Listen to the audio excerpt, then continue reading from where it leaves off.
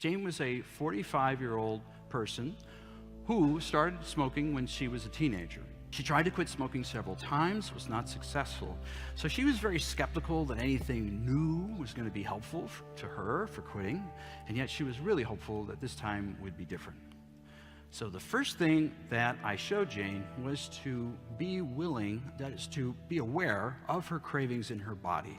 So to notice where she felt cravings in her body. And what I did is I asked her to journal that, and just to track the intensity over time and to see if she'd smoke afterwards. So in the middle of explaining this, she stops me and she says, "What are you talking about? I don't have cravings, I just smoke."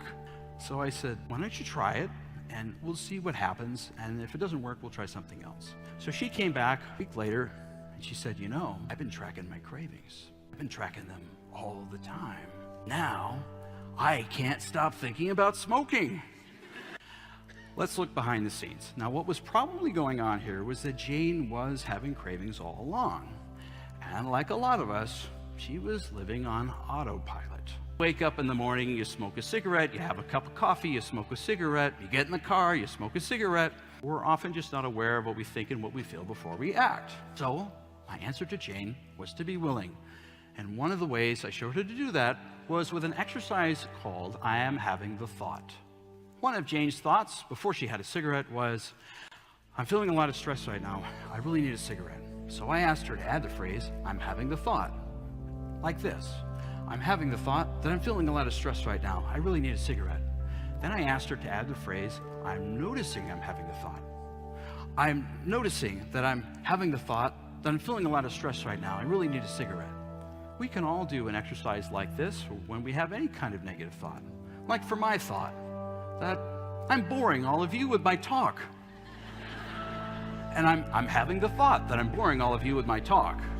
So what this exercise did is it gave me a little bit of space between me and my thoughts. And it's in that space that I can choose not to run off the stage in front of 1,500 people. And the fact is, we don't act on every thought we had, because if we did, we'd all be in a whole lot of trouble. So this was helpful to Jane, but there was something else that was really difficult for Jane. And I felt a lot of compassion for her about it. And that was the judgment that she felt from people when she would be outside smoking a cigarette.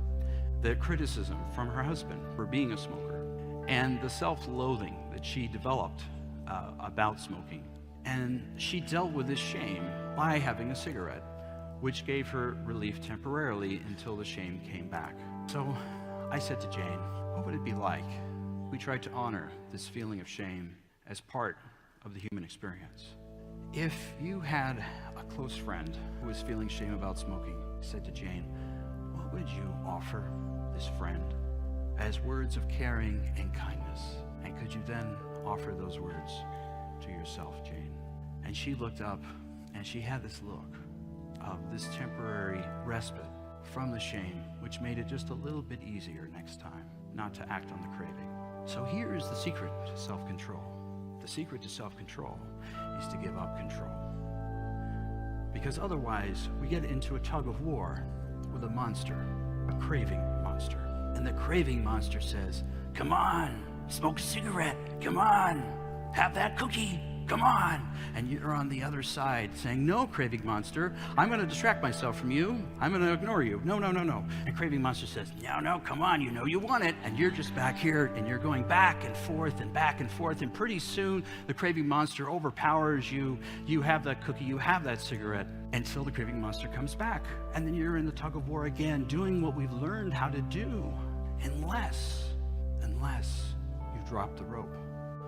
And what you discover is if you just allow the monster to occupy a space in your body, you discover in a few minutes that the craving monster is not as threatening as he appears. And sometimes he even goes away. Try to be aware of the cravings in your body. Try to be willing to have those cravings. See if they pass on their own. And whatever choice you make, try to bring a spirit of caring and kindness to yourself. For that is the mountain that we are all climbing.